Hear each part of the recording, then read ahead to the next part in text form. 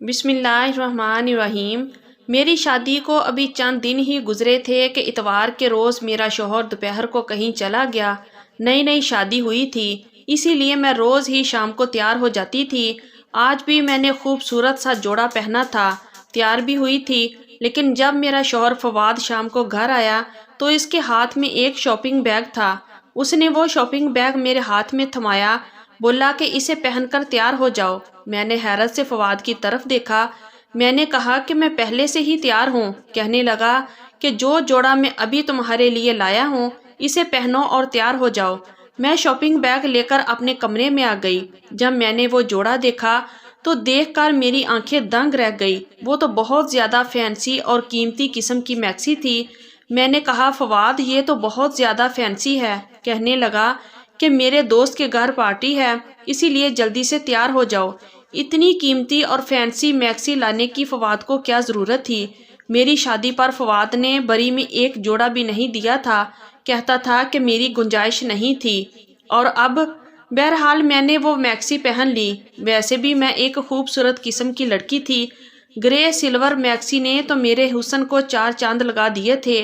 मैंने मेकअप का टच देने के बाद अपने बालों का जूड़ा बनाना शुरू किया तो फवाद मेरे कमरे में आ गए। मेरे करीब आकर मुझे सर से पैरों तक देखा, फिर कहने लगे, बाकी तो सब ठीक है, अपने बाल खुले रहने दो, होशरुबा लगोगी। उनकी तारीफ पर मैं जीम सी गई।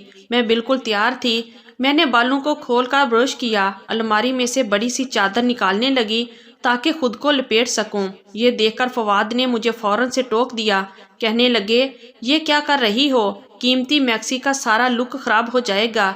मैंने कहा, फवाद मैं यूं तो बाहर नहीं जा सकती, आप खुद देखिए, ये मैक्सी काफ़ी तंग और चुस्त है। इसका दुपट्टा भी नेट का है, जिसे लेना ना लेना बराबर है। फवाद कहने लगा, मेरा दोस्त अपनी गाड़ी और ड्राइवर भेज रहा है, तुम्हें घबराने की ज़रूरत नहीं है। कुछ ही देर में फवाद के नंबर पर किसी की कॉल आई। वो फ़ोन पर कहने लगा, हाँ हम लोग तैयार हैं। फिर मुझसे कहने लगा, चलो ड्राइवर आ गया है। फवाद एक मुतवसत घराने से ताल्लुक़ रखता था। मेरा ताल्लुक़ भी ऐसे ही घराने से था। मैं जानती थी कि मेरा शौहर कोई लैंडलॉर्ड नहीं है। फवाद के पास गाड़ी नहीं थी, एक पुरानी सी मोटरसाइकिल थी। घर भी छोटा सा था। शादी की रात ही उसने मुझसे कह दिया था कि इसकी तनख्वाह बस इतनी ही है कि महीना बाद में ख़त्म होगा और तनख्वाह पहले। मैंने भी कोई इतराज़ नहीं किया था। शादी के इन 8 दिनों में मैंने फवाद से कोई भी फरमाइश नहीं की थी। वो अकेले रहते थे, छोटा सा फ्लैट था। मैंने शादी के अगले दिन ही किचन संभाल लिया था। फवाद मुझसे कहता था कि शादी पर बहुत खर्चा हो गया था, इसीलिए मैंने बरी के जोड़े नहीं बनाए, चंद माह यूं ही गुजारने पड़ेंगे। इसीलिए मुझे हैरत हुई थी, जब फवाद की गुंजाइश ही नहीं थी तो इतनी कीमती मैक्सी लाने की क्या ज़रूरत थी, वो भी बस एक दावत पर जाने के लिए। मेरे जहेज़ के काफ़ी फैंसी सूट बिल्कुल नए मौजूद थे। मैं इनमें से कुछ पहन लेती, लेकिन वो एक कीमती मैक्सी मेरे लिए लाए थे। कम से कम भी इसकी कीमत 40 से 50 हज़ार थी। क्या ज़रूरत थी इतना खर्चा करने की। बहरहाल फवाद के दोस्त का ड्राइवर आ चुका था। हम दोनों गाड़ी में बैठ गए। वो गाड़ी खूबसूरत इलाके के बड़े से बंगले के सामने खड़ी हुई। हॉर्न देते ही फौरन से चौकीदार ने दरवाज़ा खोला।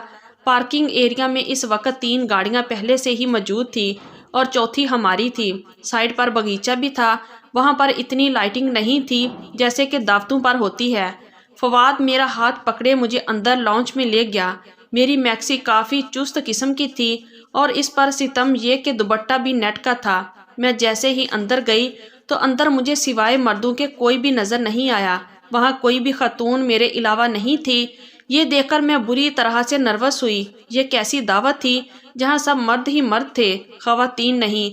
और अगर ये सिर्फ मर्दों की दावत थी तो फिर फवाद मुझे यहाँ लेकर क्यों आए थे। इन हट्टे कट्टे मर्दों को देखकर मैं बिल्कुल फवाद के साथ लग गई। मैंने कहा, फवाद यहाँ तो कोई भी खातून नहीं है। वो कहने लगे, ये सब गैर शादीशुदा हैं, तो जाहिर सी बात है इनकी बीवियाँ कहाँ से आ सकती हैं। मुझे अपने साथ लगाए वो अपने दोस्तों के पास ले गया। मुझे हैरत का झटका इस वक्त लगा जब फवाद ने मेरा तारिफ अपने दोस्तों से करवाया और वो मुसाफा के इरादे से मेरे सामने अपना हाथ बढ़ाने लगे। मैं ये देखकर पीछे को हटी थी। ये कौन सा तरीका था। फिर मुझे फवाद के दोस्त कुछ अच्छे भी नहीं लग रहे थे। अजीब तेज सी नजरें थी इन सब की। सब मुझे सर से पैर तक देख रहे थे। ان کی آنکھوں میں ایسی بے باکی تھی کہ مجھے اپنے وجود پر چیونٹیاں رینگتی محسوس ہونے لگی۔ میرا دل بہت زیادہ گھبرانے لگا۔ مجھے اس قدر بے چینی لاحق ہونے لگی کہ فوراً سے اس گھر سے باہر نکل جاؤں۔ وہاں اس وقت 5 مرد تھے اور ان 5 کے ہاتھوں میں کانچ کے گلاسوں میں براؤن رنگ کا مشروب تھا۔ سب کی آنکھیں نہ جانے کس جذبے کے تحت گلابی ہو رہی تھی۔ ایسا محسوس ہو رہا تھا جیسے نشے کی حالت میں ہوں۔ میں بے تحاشا گھبرائی ہوئی تھی، اسی لیے فواد کے پاس جا کر ان کے پہلو سے لگ گئی۔ میں نے کہا، فواد، مجھے یہاں نہیں رکنا، مجھے آپ گھر چھوڑ آئیں۔ کہنے لگے، تمہیں کیا ہو گیا ہے؟ کیا لڑکیاں لڑکوں کی محفلوں میں نہیں جاتی؟ مجھے گھبرانے اور ڈرنے والی لڑکیوں سے سخت چڑ ہے۔ مجھے با اعتماد لڑکیاں پسند ہیں جو ہر محفل میں جا سکیں اور انجوائے کر سکیں۔ اس لیے یہ ڈرپوک لڑکیوں کی طرح ری ایکٹ کرنا بند کرو۔ یہ کہہ کر انہوں نے مجھے بازو سے پکڑ کر خود سے پیچھے کیا۔ میں تو فواد کا یہ رویہ دیکھ کر ہی تذبذب کا شکار ہو گئی تھی۔ میری آنکھوں میں آنسو باہر آئے۔ اس سے پہلے کہ میں رو دیتی، فواد کا ایک دوست میری جانب بڑھا، کہنے لگا، بھابی آپ کیوں پریشان ہو رہی ہیں؟ میری بیوی دوسرے شہر اپنے میکے رہنے گئی ہے اور باقی سب کمارے ہیں۔ 1-2 سال رک جائیں، ان سب کی بھی شادیاں ہو جائیں گی تو سب کی بیوی آ جائے گی۔ اب اگر ہماری بیویاں نہیں ہیں تو ہم کیا کریں؟ ملنا جلنا چھوڑ دیں۔ ہم نے تو آپ کے لیے بہت اچھے کھانے کا اہتمام کیا ہے۔ اس کا انداز مذاق اڑانے والا تھا۔ پھر وہ فواد سے کہنے لگا، آؤ فواد، ڈرائنگ روم میں چلتے ہیں، کھانا بالکل ریڈی ہے۔ میں فواد کا ہاتھ زور سے پکڑے ڈرائنگ روم کے ٹیبل تک پہنچی، جہاں پر مختلف قسم کے لوازمات بھرے پڑے تھے۔ میں فواد کے ساتھ ٹیبل پر بیٹھ گئی۔ فواد کا جو دوست میزبان تھا وہ میری پلیٹ میں مختلف قسم کی ڈشیں ڈال رہا تھا، کہہ رہا تھا، بھابی یہ کھا کر دیکھیں، وہ بھی کھا کر دیکھیں۔ کھانا واقعی بہت لذیذ تھا اور مجھے بھوک بھی بہت لگی تھی۔ عجیب بات تھی، جیسے جیسے میں کھانا کھا رہی تھی میری آنکھیں نیند سے بند ہونے لگی، لیکن میں اپنا ہاتھ بھی نہیں روک پا رہی تھی۔ کھانے کی لذت ہی کچھ ایسی تھی۔ کھانا کھاتے کھاتے مجھے لگا میں یہیں سو جاؤں گی۔ میں نے خمار آلود نظروں سے فواد کی طرف دیکھا، جو اس وقت مجھے ایک کے بجائے 4 نظر آ رہا تھا۔ میں نے کہا، فواد مجھے گھر لے چلو، مجھے نیند آ رہی ہے۔ وہ کہنے لگا، ہاں چلو۔ یہ کہہ کر جیسے ہی میں اپنی کرسی سے کھڑی ہوئی، لڑکھڑاتے ہوئے میں فواد کی باہوں میں گر گئی۔ بس 1 منٹ لگا تھا مجھے اپنے ہوش سے غافل ہوتے ہوئے۔ صبح جب میری آنکھ کھلی تو میرا سر پوری طرح سے چکرا رہا تھا۔ بامشکل ہی اپنی آنکھیں کھولی تھی۔ میں اپنے کمرے میں موجود تھی، ابھی بھی اسی میکسی میں ملبوس تھی جو اب مجھے اپنے وجود پر بری طرح سے چبھ رہی تھی۔ میں نے بڑی مشکل سے اٹھ کر بیٹھنے کی کوشش کی۔ مجھے لگا جیسے میرا وجود میرا ساتھ نہیں دے رہا۔ میرے پورے وجود میں درد کی چیسیں اٹھ رہی تھی۔ بامشکل میں نے اپنے دکھتے وجود کو ٹیک لگا کر بیٹھنے پر مجبور کیا۔ پتہ نہیں کیوں میں چور چور ہو چکی تھی۔ مجھے اپنے اندر ایک عجیب سی کمزوری سی محسوس ہو رہی تھی۔ میں نے دیکھا تو میرا سارا زیور اترا ہوا تھا اور ہاتھوں میں جہاں میں نے چوڑیاں پہنی تھی وہاں پر خروچوں اور زخموں کے نشان تھے۔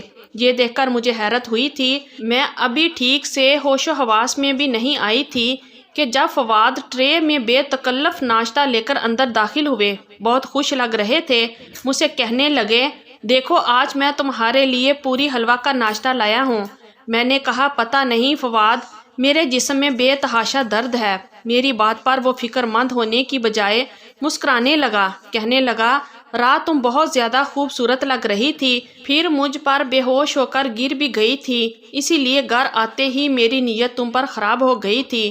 فواد کافی شوخ مزاجی میں تھا۔ میری نظریں خود بخود جھک گئی، کہنے لگا، تم ناشتہ کرو، میں تمہارے لیے درد کی دوا اور گرما گرم چائے لاتا ہوں، پھر یہ درد بھی آدھے گھنٹے میں ٹھیک ہو جائے گا۔ مجھے حیرت ہو رہی تھی کہ ان 8 دنوں میں تو فواد نے کبھی مجھ سے ایسی جنونی محبت کا اظہار نہیں کیا تھا، کیونکہ میرے پورے وجود پر زخم تھے۔ بہرحال اگلے روز تک میں کافی بہتر ہو گئی تھی، لیکن میں نہیں جانتی تھی کہ یہ سلسلہ چل نکلے گا۔ اگلے اتوار کو پھر سے مجھے فواد نے ایک نئی میکسی لا کر دی، کہنے لگا، تیار ہو جاؤ، دوست کے گھر دعوت پر جانا ہے، اور پھر اسی دوست کے بنگلے پر مجھے لے گیا۔ اس بار تو اس کے دوست مجھ سے پہلے سے زیادہ بے تکلف ہونے لگے، کہنے لگے، بھابی آپ کے حسن کے تو ہم دیوانے ہو گئے۔ فواد تو بڑا خوش نصیب ہے کہ اسے آپ جیسی بیوی ملی ہے۔ مجھے فواد کے دوستوں کے منہ سے اس طرح کی تعریف بری لگی تھی۔ میں نے غصے سے انہیں گور کر دیکھا تو وہ ڈیٹھ بن کر ہنسنے لگا۔ میں سوچ چکی تھی کہ گھر جاتے ہی فواد سے کہوں گی کہ میں آئندہ ان کے گھر نہیں جاؤں گی۔ مجھے مردوں کی اس قسم کی بے تکلفی اور مذاق بالکل پسند نہیں تھا۔ اس بار بھی میرے ساتھ یہی ہوا۔ جیسے ہی میں نے کھانا کھایا مجھ پر غنودگی سی طاری ہو گئی، پھر میں بے ہوش ہو گئی۔ اگلے روز پھر میرا جسم درد سے چور تھا، لیکن میں نے ایک بات نوٹ کی تھی کہ فواد بہت خوش تھا، گھر پہ پھل بھی لانے لگا تھا، پیسے بھی بڑے کھلے ہاتھ سے خرچ کر رہا تھا، حالانکہ اس کی تنخواہ اتنی زیادہ نہ تھی۔ پھر یہ روز روز کی عیاشیاں کیسے ہو رہی تھی؟ گھر آتے ہوئے وہ روزانہ اچھے سے ہوٹل کا کھانا ساتھ لاتے تھے، مجھ سے کہتے کوئی ضرورت نہیں ہے تمہیں کچن میں اپنا آپ کھپانے کی، تمہارا خوبصورت حسن مان پڑ جائے گا۔ کبھی کبھی تو مجھے فواد کی باتیں بڑی عجیب لگتی تھی۔ میں نے کہا ہر عورت گھر کے کام کرتی ہے، مجھے بھی اچھا لگتا ہے کہ میں آپ کے لیے کھانا بناؤں۔ کہنے لگے نہیں نہیں، تم بس اپنے حسن کا خیال رکھا کرو، اسے دکھایا کرو، تم نہیں جانتی تمہارا حسن میرے لیے کتنی اہمیت رکھتا ہے۔ میرا ہاتھ تھامے وہ مجھ سے بڑی ہی محبت بھری باتیں کرتے تھے، کہتے تھے جانتی ہو تمہیں پانے کے لیے میں نے کتنے پاپڑ بیلے ہیں۔ یہ بات سن کر مجھے حیرت ہوئی تھی، کیونکہ ہمارا رشتہ تو ایک رشتہ کروانے والی کے توسط سے ہوا تھا۔ میں نے تو پہلے بھی فواد کو نہیں دیکھا تھا۔ میں نے کہا کیا مطلب؟ میری بات پر وہ ہنسنے لگے، کہنے لگے میں نے تمہیں ایک شاپنگ مال میں شاپنگ کرتے دیکھا تھا، تمہیں دیکھ کر ہی میں تم پر فدا ہو گیا تھا، وہیں سے میں نے تمہارا پیچھا شروع کر دیا، تمہارا گھر دیکھا، پھر معلوم ہوا کہ تمہاری اماں تمہارے لیے رشتہ دیکھ رہی ہیں۔ یقین جانو سمیہ، یہ سن کر مجھے بہت ڈر لگا تھا کہ کہیں میں تمہیں کھو نہ دوں۔ کہنے لگے ایک بار میں نے تمہارے گھر سے باہر ایک رشتے والی کو نکلتے دیکھا، پھر میں نے اسے کہا کہ اگر وہ میرا رشتہ تم سے کروا دے تو میں اسے اچھی خاصی رقم دوں گا۔ وہ میری بات مان گئی، یوں میرا رشتہ تم سے ہو گیا۔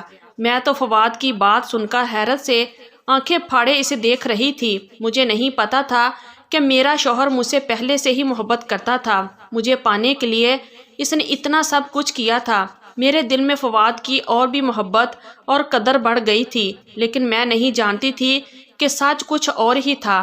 اس اتوار کو جب مجھے فواد نے پھر سے قیمتی جوڑا لا کر دیا تو میں نے کہا نہیں فواد، مجھے آپ کے کسی دوست کی دعوت میں نہیں جانا۔ میری بات سن کر ان کے چہرے کے تاثرات ایک دم بدلے تھے، مسکراہٹ غائب ہو گئی، چہرے پر سختی آ گئی۔ کہنے لگے کیا مطلب ہے تمہارا؟ وہ لوگ اتنی چاہت سے تمہیں بلاتے ہیں۔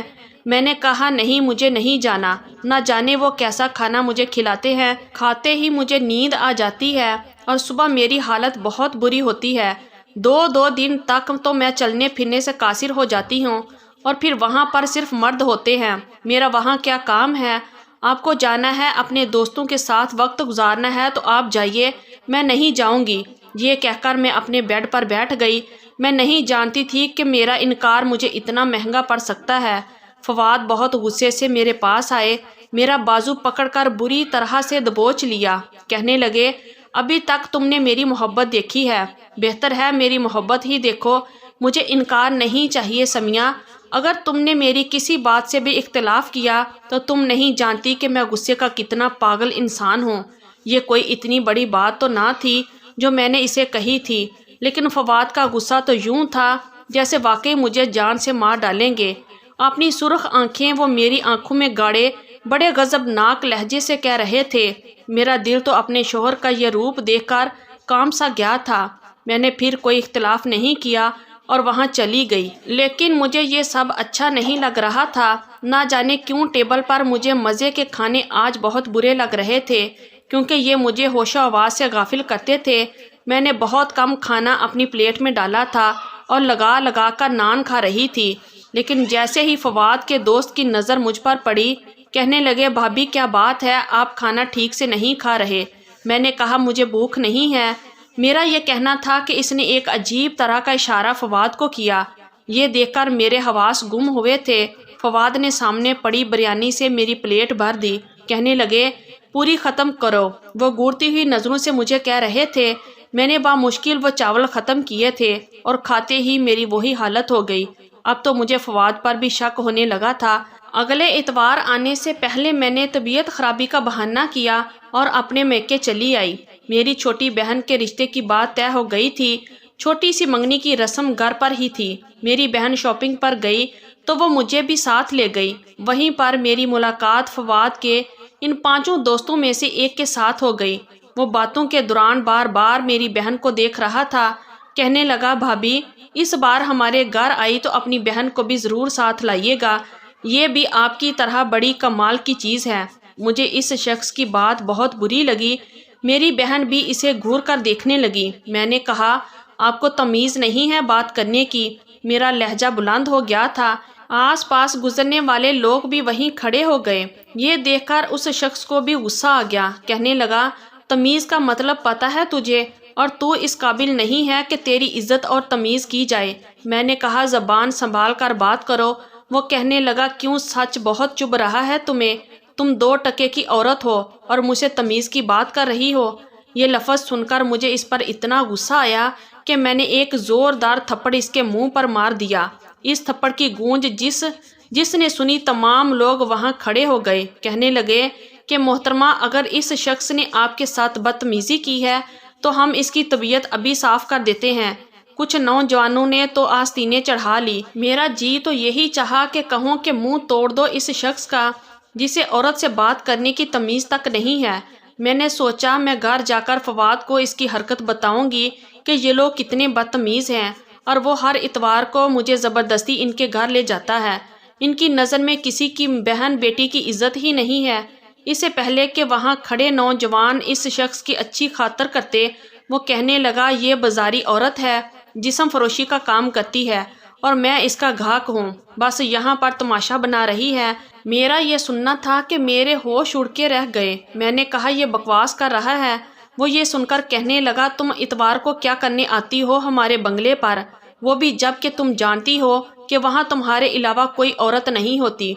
इसके बाद जो बात इस शख्स ने मुझसे कही, पहले मेरा दिमाग चकरा कर रह गया था। कहने लगा, मेरी बात पर यकीन ना हुआ तो इस बार आना इतवार को हमारे घर, तुम्हें मैं अच्छा सबक सिखाऊंगा।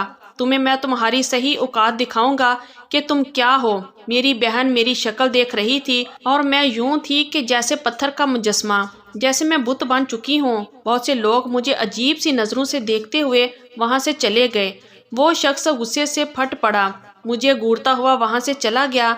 मेरी बहन ने मेरा हाथ पकड़ा, मुझे घसीटते हुए बाजार से बाहर ले आई। कहने लगी, आपी ये सब क्या था? मैंने कोई जवाब नहीं दिया। मेरा तो दिमाग चकरा रहा था। मेरा जी इतना घबरा रहा था कि जैसे अभी मेरे दिल को कुछ हो जाएगा, वो फट जाएगा। मुझ पर अजीब सी बदहवासी तारी होने लगी। मेरी बहन मेरी गैर हालत देखकर मुझे मेके ले गई, लेकिन मुझे वहाँ भी चैन नहीं आया। मैं फौरन से अपने घर चली गई। घर गई तो फवाद का मूड बहुत ख़राब था। कहने लगा, रह लिया अपनी माँ के घर, अब अगर तुमने मेके रहना हुआ तो तुम वर्किंग डे में जाकर रहना।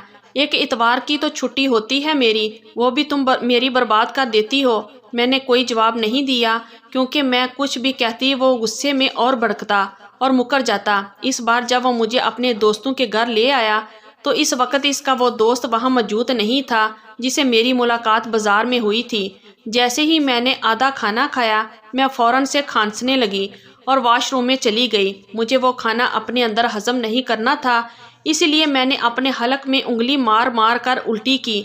जो कुछ मैंने खाया था वो सब बाहर आ चुका था, इसीलिए मुझ पर नशे का असर नहीं हुआ।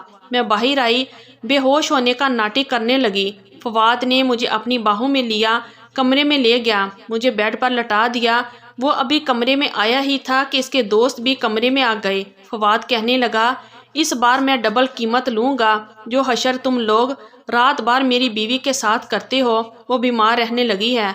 तुम लोगों के दिए हुए आधे पैसे तो इसकी दवाई और डॉक्टर के खर्चे पे चले जाते हैं, मुझे क्या फ़ायदा हुआ। इसके दोस्त कहने लगे, हमें मंजूर है, तुम इसकी जितनी चाहे कीमत ले लो। मेरा जी चाहा ज़मीन फटे और मैं इसमें समा जाऊं। मेरा शौहर मेरी ही इज्जत का सौदागर था। शौहर तो बीवी का मुहाफिज होता है।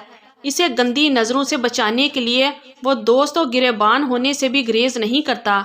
ये कैसा शौहर था जो मेरा ही सौदा कर रहा था। इससे पहले कि वो लोग मेरे साथ कुछ भी गलत करते, پولیس موبائل کا ہارن بنگلے کے باہر بجنے لگا۔ یہ سن کر وہ سب گھبرا گئے۔ میں یہاں آنے سے پہلے پولیس کو ساری انفارمیشن دے چکی تھی۔ جب تک پولیس اندر آئی میں اٹھ کر بیٹھ گئی۔ مجھے یوں بیٹھتا دیکھ کر فواد اور باقی مردوں کی بھی رنگت اڑ گئی۔ میں نے اپنے شوہر کو گرفتار کروا دیا کیونکہ اسے خوبصورت لڑکی چاہیے ہی اسی لیے تھی کہ جسے وہ کیش کر کے پیسے کما سکتا۔ فواد جیل میں بند تھا۔ میں نے خلا کا مقدمہ دائر کر دیا۔ مجھے طلاق بھی ہو چکی تھی، لیکن مجھے اپنے ماں باپ سے ایک شکایت تھی۔ میری شادی اور رشتہ کرنے سے پہلے انہوں نے یہ تو دیکھا کہ لڑکا اکیلا ہے، مجھ پر گھر کی ذمہ داریاں نہیں ہوں گی، ساس سسر کے تانے نہیں ہوں گے، لیکن یہ نہیں دیکھا کہ وہ کرتا کیا ہے۔ خدا را اپنی بیٹیوں کو بیانے سے پہلے اچھی طرح تفتیش کر لیا کریں، کہیں کوئی فواد جیسا شخص ان کی زندگی میں شامل نہ ہو جائے۔ تو یہ تھی ہماری آج کی سٹوری۔ اگر آپ لوگوں کو اچھی لگی ہے تو پلیز ویڈیو کو لائک کیجئے اور ہمارے چینل کو بھی سبسکرائب کیجئے اور کمنٹ باکس میں اپنی رائے کا اظہار ضرور کیجئے۔ شکریہ۔ اللہ حافظ۔